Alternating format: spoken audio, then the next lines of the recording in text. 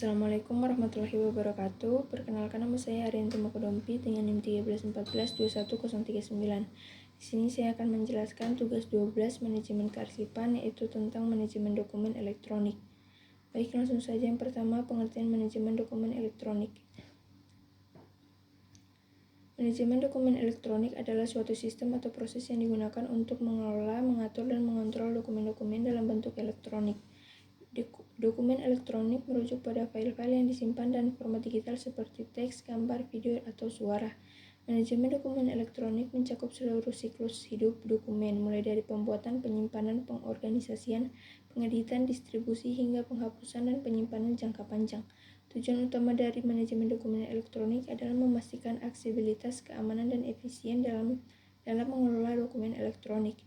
Beberapa komponen yang terlibat dalam manajemen dokumen elektronik meliputi penyimpanan dan organisasi, indeksasi dan pencarian, versi dan revisi, kolaborasi dan keamanan, aksesibilitas, retensi dan pemusnahan, dan arsip.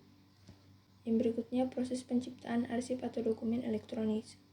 Proses penciptaan arsip atau dokumen elektronik melibatkan beberapa langkah yang umum dilakukan dalam lingkungan digital. Berikut beberapa tahapan dalam proses penciptaan arsip atau dokumen elektronik, yaitu yang pertama, identifikasi kebutuhan. Tentukan jenis dokumen yang akan dibuat, konteksnya, serta informasi yang harus disertakan. Kedua, pembuatan dokumen. Gunakan perangkat lunak atau aplikasi yang sesuai dengan pembuatan dokumen elektronik. Misalnya pengolahan kata seperti Microsoft Word, spreadsheet seperti Microsoft Excel, atau aplikasi presentasi seperti Microsoft PowerPoint. Yang ketiga, struktur dan organisasi. Ketika membuat dokumen, pastikan untuk mengorganisasikan konten dengan baik. Keempat, penyimpanan dan penamaan. Setelah dokumen selesai dibuat, pilih lokasi penyimpanan yang tepat. Berikan nama file yang deskriptif dan relevan agar dapat dengan mudah diidentifikasi. Yang kelima, metadata. Metadata meliputi informasi seperti judul dokumen, deskripsi penulisan, tanggal pembuatan, dan kata kunci yang relevan. Keenam, keamanan dan izin akses. Berikan izin akses yang tepat kepada pengguna untuk memastikan dokumen hanya dapat diakses oleh pihak yang berwenang. Ketujuh, pemeliharaan yang revisi. Pastikan untuk mencatat arsip perubahan yang revisi yang dilakukan pada dokumen, termasuk tanggal, keterangan perubahan yang relevan. Kedelapan, pencatatan dan pelacakan. Penting untuk mencatat informasi terkait dokumen seperti nomor dokumen, tanggal pembuatan, pemilik informasi penting lainnya. Hal ini akan memudahkan pelacakan atau audit dokumen di masa depan. Selama seluruh proses penciptaan dokumen elektronik, penting untuk mempertimbangkan kebijakan dan pedoman yang berlaku dalam organisasi terkait dengan manajemen dokumen elektronik. Pastikan juga untuk mengamati kepatuhan hukum dan privasi data yang berlaku dalam wilayah atau negara yang relevan. Berikutnya, media penyimpanan magnetik. Media penyimpanan magnetik juga dikenal sebagai magnetic storage media adalah jenis media penyimpanan yang menggunakan prinsip magnetisme untuk merekam dan menyimpan data digital.